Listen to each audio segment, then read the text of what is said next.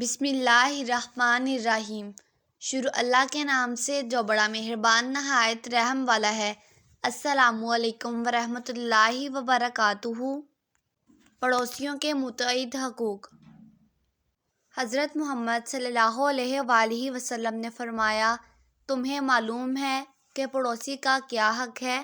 پھر فرمایا، وہ تم سے مدد مانگے مدد کرو، جب قرض مانگے قرض دو، جب بیمار ہو تو عیادت کرو، جب اسے خیر پہنچے تو مبارکباد دو، جب مصیبت پہنچے تو تعزیت کرو، اور مر جائے تو جنازے کے ساتھ جاؤ۔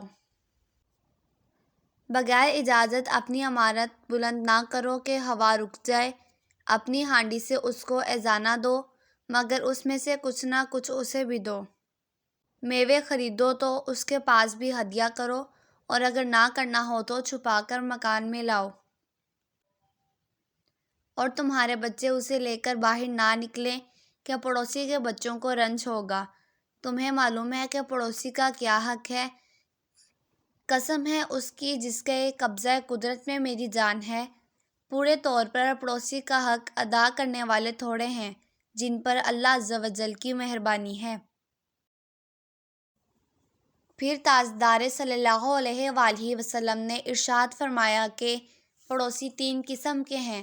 جو پڑوسی مسلمان ہونے کے ساتھ ساتھ رشتہ دار بھی ہو، اس کے تین حق ہیں: حق پڑوس، حق اسلام اور حق قرابت داری۔ مسلمان پڑوس کے دو حق ہیں: حق پڑوس، حق اسلام، اور کافر پڑوس کا صرف ایک حق ہے: حق پڑوس۔ ہم نے عرض کی، یا رسول اللہ صلی اللہ علیہ وآلہ وسلم، ان کو اپنی قربانیوں میں سے دیں۔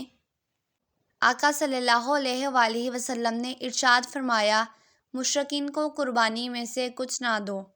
حضرت محمد صلی اللہ علیہ وآلہ وسلم نے فرمایا، اللہ کے نزدیک بہترین پڑوسی وہ ہے جو اپنے پڑوسی کا خیر خواہ ہو۔ اگر آپ میرے چینل پر نیو ہیں تو چینل کو سبسکرائب کریں، میری آج کی ویڈیو کو لائک کریں اور زیادہ سے زیادہ شیئر کریں، کیونکہ اچھی بات پھیلانا صدقہ جاریہ ہے۔ اللہ حافظ۔